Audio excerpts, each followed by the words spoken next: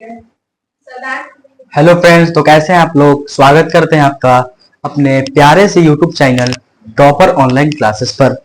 तो आज हम लोग फिजिक्स का इससे आज हम लोग 6 नंबर का जो एग्जाम में पूछता है कि अवतल दर्पण को उत्तल नहीं सॉरी उत्तल लेंस में हम लोग को सिद्ध करना है कि उत्तल लेंस में सिद्ध करना है कि 1/v माइनस का 1/u बराबर 1/f आज हम लोग सिद्ध करेंगे। और ये सिद्ध करने के बदले कितना मार्क्स मिलता है, तो हम लोग को 6 मार्क्स, यानी इसको सिद्ध कर रहे हैं तो मिल जाएगा। ठीक है, तो हम लोग उत्तल लेंस में बिना टाइम वेस्ट करे हम लोग उत्तल लेंस में सिद्ध करते हैं। ठीक है, उसे शुरू करने से पहले एक छोटा सा रिक्वेस्ट है कि आप लोग अगर चैनल पे नए हैं तो चैनल को सब्सक्राइब कीजिए और ऑल पे क्लिक कर लीजिएगा। ठीक है, और वीडियो को लाइक जरूर कर लीजिएगा। ठीक है, बिना कुछ देरी करते हुए हम आगे बढ़ते हैं। उत्तल लेंस क्या है, उत्तल लेंस में सिद्ध करें 1/v माइनस 1/u बराबर 1/f, यानी कौन सा लेंस में, तो उत्तल लेंस में। कौन सा लेंस में, उत्तल लेंस में सिद्ध करना है। उत्तल लेंस में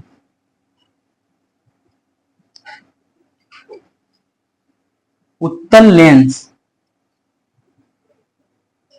में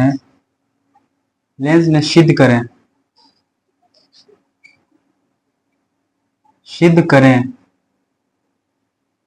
1/v माइनस का, लेंस में क्या होता है माइनस होता है, लेकिन दर्पण में क्या था प्लस था। 1/v माइनस 1/u बराबर होगा 1/f के। 1/f के ये क्या करना है हम लोग को, उत्तल लेंस में सिद्ध करना है। ठीक है, उत्तल लेंस में सिद्ध करना है। ठीक है, तो उससे पहले हम लोग क्या करेंगे, इस सिद्ध करने से पहले हम उत्तल लेंस का एक फिगर बनाएंगे, क्योंकि बिना फिगर के ये सिद्ध नहीं होगा। ठीक है, फिगर बनाएंगे और फिगर के हिसाब से सिद्ध करेंगे, कोई रटेगा नहीं। और मैं गारंटी देता हूं कि अगर पूरा वीडियो देखेगा तो आपको 6 मार्क्स, जो एग्जाम में सीधे 6 मार्क्स फिजिक्स से पूछता है, तो 6 मार्क्स पूरा आपका क्लियर हो जाएगा। ठीक है, तो 6 मार्क्स आप लोग का एकदम पूरा क्लियर हो जाएगा। ठीक है, हम बनाते किस लेंस में, तो उत्तल लेंस। तो अब तुम लोग देखा उत्तल लेंस कैसा होता है, तो इस प्रकार कुछ उत्तल लेंस होता है। तो हम उत्तल लेंस को ड्रॉ कर लेते हैं। फ्रेंड्स देखो, उत्तल लेंस को हम ड्रॉ कर लिए। अब उत्तल लेंस ड्रॉ किया तो इसका एक होता है, यहां से ऐसे लाइन रहेगा। ठीक है, ये इसका अपवर्तन होने वाला हो गया। अब यहां पे क्या होगा, ये इसका मुख अक्ष है। क्या है, मुख अक्ष है। और यहां पे हम लोग मान लेते हैं प्रकाशीय बिंदु P मान लो या O मान लो, कुछ भी हम मान सकते हैं, या P मान लें प्रकाशीय बिंदु तो हम P ही मानते हैं। यहां पे लेंस का मुख्य फोकस कितना होता है, तो लेंस का जो मुख्य फोकस होता है वो 2 होता है। लेंस का मुख्य फोकस कितना होता है, तो लेंस का जो मुख्य फोकस होता है वो 2 होता है। देखो सबसे पहले यहां पे इतनी दूरी पे हम क्या लेते हैं, F1 क्या लेंगे, F1 हो गया। सॉरी, अच्छा से कर देते हैं, नजर दे रहा है ना। ठीक है, यहां पे हो गया F1। ठीक, और यहां पे हो गया 2F1, और इधर जितना दूरी ये है उतना ही P से यहां पे क्या हो जाएगा, यहां पे हो जाएगा F2, और इतना दूरी पे हो जाएगा 2F2। इतना आप लोगों को फिगर अभी बना लेना है कॉपी पे। अब जब इतना फिगर बना तो हम लोग को लेंस में सिद्ध करना है 1/v माइनस 1/u बराबर 1/f। अगर सिद्ध करना है तो हम लोग को वस्तु कहां रखेंगे, हम वस्तु रखते हैं F2, 2F1 और F1 के बीच। कहां रखते हैं वस्तु, 2F1 और F1 के बीच एक वस्तु हम AB रख देते हैं। क्या A है और ये B है। चलो भैया, हम एक वस्तु रख दिया जिसका नाम है AB। ठीक, अब यहां से अनंत किरणें निकलती है, कोई भी मतलब वस्तु है उससे अनंत किरणें निकलती है, लेकिन हम लोग को प्रतिबिंब बनाने के लिए 2 किरणों को ले जाएंगे। तो पहला किरण जो जाएगा तो ये मुख अक्ष के समांतर जाएगा। ठीक है, ये मुख अक्ष के जब समांतर जाएगा तो ये लेंस से क्या होगा, लेंस से अपवर्तन के बाद तुम लोग पढ़ा होगा किससे जाता है, तो फोकस से ये निकल जाएगी। ठीक है, पहला नियम था। अब दूसरा जो किरण जाएगा वो P के दिशा में, किसके दिशा में, P के दिशा में। सॉरी, यहां पे हम P के दिशा में जाते हैं, थोड़ा सा गलत हो गया। P के दिशा में जाएगा, किसके दिशा में, तो P के दिशा में। यहां पे P था और ये थोड़ा सा हम क्लीन करते हैं और P के दिशा में ले जाना, थोड़ा सा अच्छा बनेगा। तो ये P के दिशा में कुछ इस प्रकार जाएगा। ठीक है, इस प्रकार जाएगा, थोड़ा सा और नीचे आएगा, इस प्रकार P के दिशा में ये जाएगा।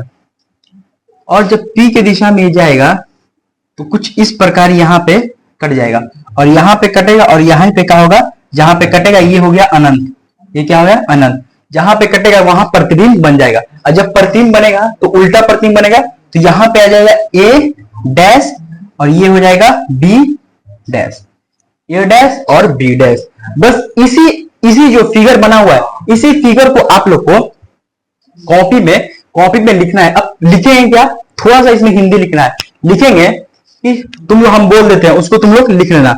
लिखना है कि हमने उत्तल लेंस में 1/v माइनस का 1/u बराबर 1/f सिद्ध करने के लिए एक उत्तल लेंस लिया, ठीक है, जिसका उत्तल लेंस लिया, ठीक। मुख अक्ष के समांतर एक किरण खींचा, ठीक है, मुख अक्ष के समांतर एक किरण खींचा, ठीक। अब यहां में लिख देंगे 2f1 और f1 के बीच, क्या 2f1 और f1 के बीच एक वस्तु ए बी रखी, जिसका कौन सा प्रतिबिंब, जिसका वास्तविक प्रतिबिंब अनंत और f2 के बीच a डैश b डैश बनता है, ठीक है, इतना लिख देंगे। उसके बाद फिर हम लोग करेंगे कि हमें सिद्ध करना है, क्या करना है, हमें सिद्ध करना है 1/, जो सिद्ध करना है हमें सिद्ध करना है, लिख देंगे यहां पे हमें सिद्ध करना है, हमें सिद्ध करना है,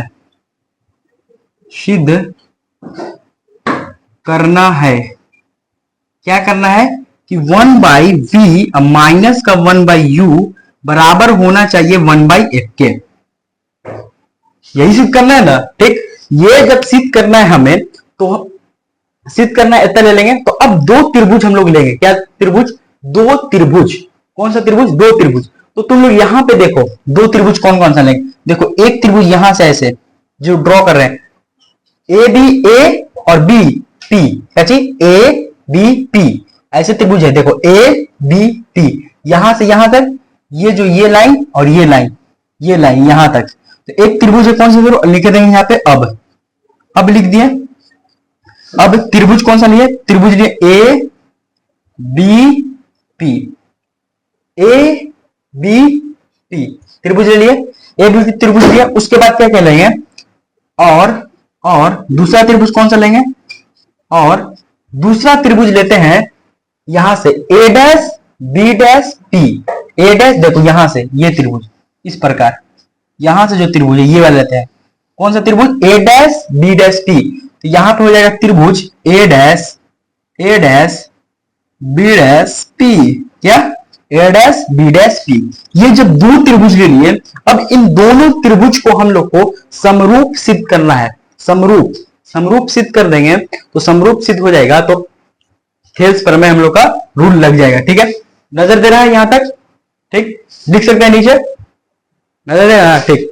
यहां पे क्या करेंगे, अब यहां पे देखो ये दोनों त्रिभुज में जो यहां पे एंगल है ये भी 90 डिग्री का और यहां पे एंगल 90 डिग्री का, तो यानी हम लिख सकते हैं कि एंगल ए बराबर हो सकता है एंगल ए डैश। अरे भैया क्यों बराबर होगा, क्योंकि ये 90 डिग्री है, यानी समकोण है, ठीक, 90 डिग्री है, समकोण है। चलो अब उसके बाद यहां पे देखो ये ऐसे, यहां पे कुछ नजर दे रहा है ऐसे, और इधर का भी ऐसे, यानी अगर हम कहना चाहें तो एंगल P बराबर हो जाएगा एंगल P के, क्यों, क्योंकि ये शीर्षाभिमुख या सम्मुख कोण है, शीर्षाभिमुख कोण का है, ये इधर ये कोण होता है और ये कोण के बराबर होता है। जब एक रेखा दूसरी रेखा को काटती है तो ये कोण आपस में बराबर होगा, ये कोण यानी ये एंगल आपस में बराबर होगा। इसलिए हम कह सकते हैं कि जो एंगल P है वो बराबर होगा एंगल P के, यह शीर्षाभिमुख या सम्मुख कोण, शीर्षाभिमुख लिख देते हैं, शीर्षाभिमुख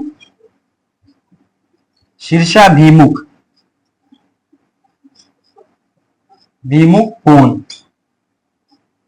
शीर्षाभिमुख कोण। अब जब दो कभी त्रिभुज में दो एंगल बराबर हो गया, यानी इसका इससे बराबर हो गया, इसका इसके बराबर हो गया, तो जाहिर सी बात है ये वाला भी इसके बराबर हो जाएगा। तो अब हम कह सकते हैं जब तीनों त्रिभुज में तीनों भुजा आपस में, यानी तीनों कोण आपस में बराबर हो गया, तो ये त्रिभुज यानी ए बी पी, एवं त्रिभुज ए डैश बी डैश पी ये आपस में क्या हो गया, समरूप हो गया। यानी हम कह सकते हैं कि त्रिभुज ए बी पी, त्रिभुज ए बी पी समरूप हो गया। कैसे हो गया, समरूप, समरूप त्रिभुज ए डैश बी डैश पी के।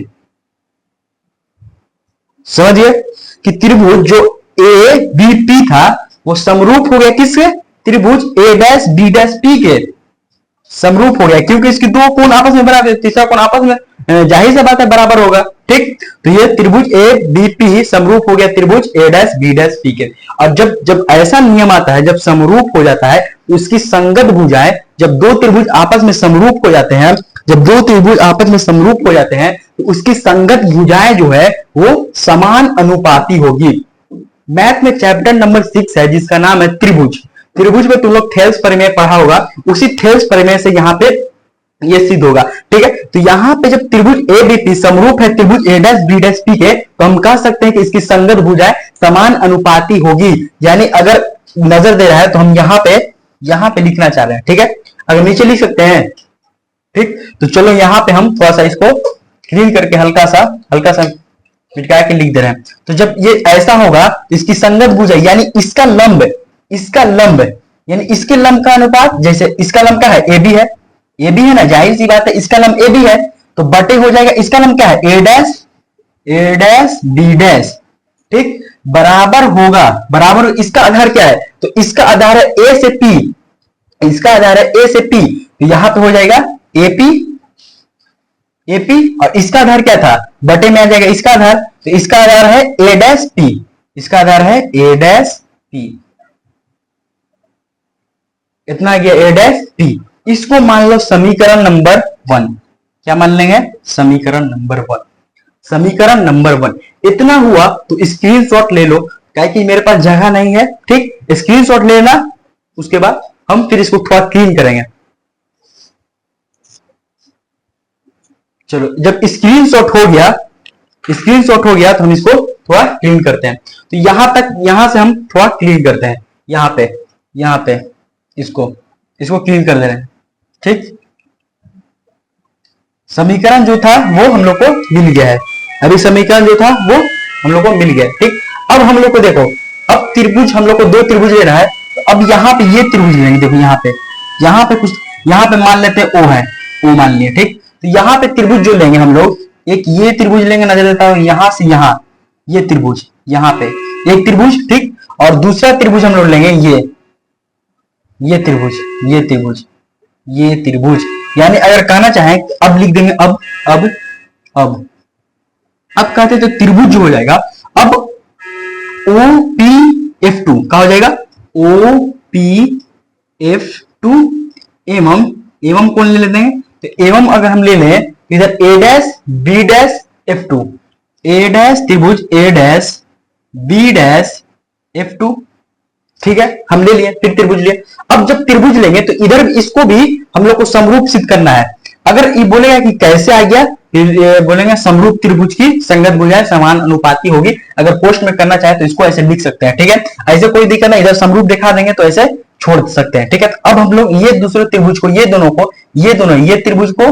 त्रिभुज और ये त्रिभुज को हम लोग अभी सिद्ध कर रहे हैं। ठीक है, ये दे दिए थे, अब इसको क्लीन कर दे रहे हैं, तो तुम लोग वो लिख लेगा। ठीक, यहाँ पे अब दो त्रिभुज, ये त्रिभुज को समरूप कर रहे हैं। अब जब त्रिभुज को समरूप करेंगे तो इसमें देखो यहाँ पे 90 डिग्री और यहाँ पे भी 90 डिग्री, यानी कि एंगल P, यानी इस त्रिभुज में एंगल P बराबर होगा इस त्रिभुज के एंगल ए डैश के। क्यों, ये तो 90 डिग्री यानी समकोण है। क्वेश्चन में करने क्यों बराबर है, क्योंकि 90 डिग्री समकोण है। अब देखो यहाँ पे भी वही नियम आ गया कि इसकी क्या होता है कि ऐसे जब दो रेखा आपस में काटती है तो ये और ये बराबर होता है, यानी शीर्षाभिमुख कोण है। कौन है, शीर्षाभिमुख कोण है। तो यहाँ पे हम कह सकते हैं कि जो एंगल क्या होगा, एंगल F2 बराबर हो जाएगा एंगल के F2 के। क्यों भाई, यह है शीर्षाभिमुख कोण, शीर्षाभिमुख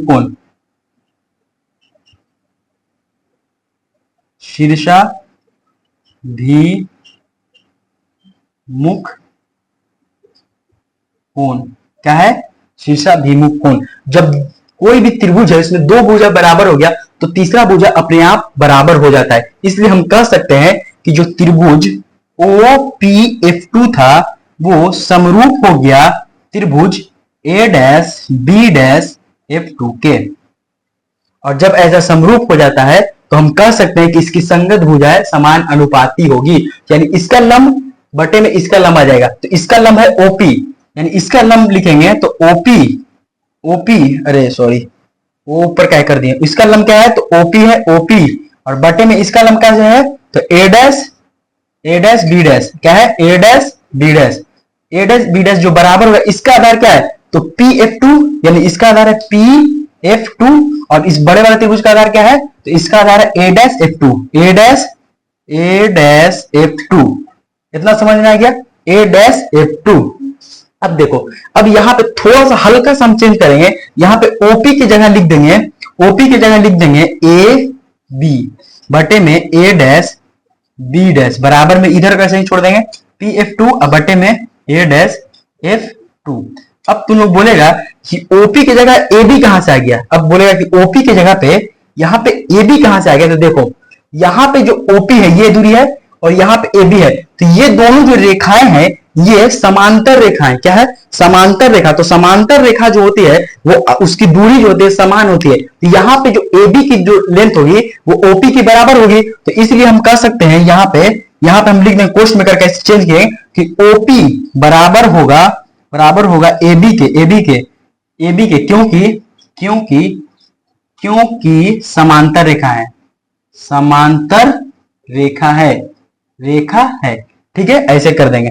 अब यहाँ पे क्या है, इसको समीकरण 2 मान लेंगे, इसको क्या मान लेंगे समीकरण 2। जब इसको समीकरण 2 मान लेंगे, इतना को ये को इसको क्या माने हैं तो समीकरण थोड़ा सा हम अच्छा से लिख दे रहे हैं, इसको क्या है तो समीकरण 2 हो गया, ठीक है, समीकरण 2 हो गया, ये है समीकरण 2 और ये था समीकरण नंबर 1। तो अब हम थोड़ा सा स्क्रीनशॉट लेना तो ले लो, अब क्लीन हम करेंगे, ठीक है, स्क्रीनशॉट ले लिया।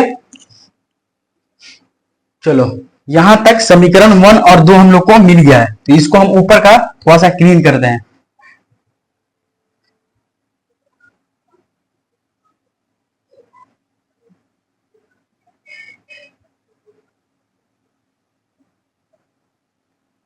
देखो ये है समीकरण 1 और ये है समीकरण 2। जरा यहां से प्यार से आओ। देखो यहां पे जो समीकरण 1 है, यहां पे AB है, इसमें नजर दे रहा है ना AB, प्यार से यहाँ पे देखो, यहाँ पे क्या है AB, समझ में आ गया। अब यहाँ आओ, यहाँ पे नीचे में क्या चाहिए A', अब यहाँ पे क्या चाहिए A', यानी हम कहा जाए कि समीकरण 1 में जो इसकी LHS है वो बराबर है RHS के, यानी हम कह सकते हैं समीकरण, यहाँ पे लिख देंगे समीकरण 1 तथा 2 से, तो समीकरण 1 तथा 2 से क्या होगा कि जब इसका LHS बराबर है तो RHS भी बराबर होगा, यानी अगर हम कहें तो AP क्या हो जाएगा A से P, AP जो होगा अब बटे में हो जाएगा A', AP जो है वो बटे में हो जाएगा A', अब बराबर में, ये तो बराबर है तो ये आ जाएगा इसके कि PF2 अब बटे में हो जाएगा A', F2 के, ठीक है। समीकरण 1 तक पोस्ट में कर देंगे, समीकरण 1 तथा 2 से जब LHS इसका बराबर था तो RHS भी बराबर होगा। तो यहां तक जब समझ में आ गया तो थोड़ा सा इजाजत दीजिए, हम इसको क्लीन करते हैं, ठीक, तुम लोग सीटी मत बजाएगा, क्लीन कर दें, ठीक है। अब देखो यहां पे हम लोग को मिल गया, अब सिद्ध होने में ज्यादा टाइम नहीं है, ठीक है, ज्यादा टाइम नहीं है, यहां पे हम क्लीन कर दे रहे हैं, ये हम लोग को मिल चुका है।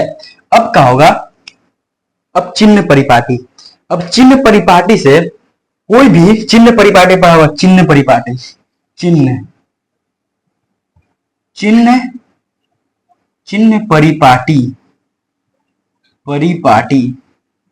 चिन्ह परिपाटी। अब चिन्ह परिपाटी क्या होगा है कि कोई भी वस्तु दूरी यानी वस्तु की दूरी होती है उसे U से सूचित किया जाता है। वस्तु दूरी का चाहिए U से, और U हमेशा क्या होता है, U हमेशा नेगेटिव होता है। हम लिख देते हैं वस्तु दूरी होगा वस्तु की दूरी या बिंब की दूरी वो हमेशा क्या होगा, चिन्ह परिपाटी से हमेशा क्या होगा, तो माइनस में होगा u। ठीक है, वस्तु रुक जा वस्तु की दूरी लिखने, रुक जाओ, यहाँ पे क्या है, विस्तु दूरी लिख दिया था, वस्तु दूरी को विस्तु दूरी, वस्तु जो दूरी है, वस्तु दूरी क्या होगी, तो u होती है, लेकिन वस्तु दूरी हमेशा नेगेटिव होती है। अब आता है क्या चीज, प्रतिबिंब दूरी, प्रतिबिंब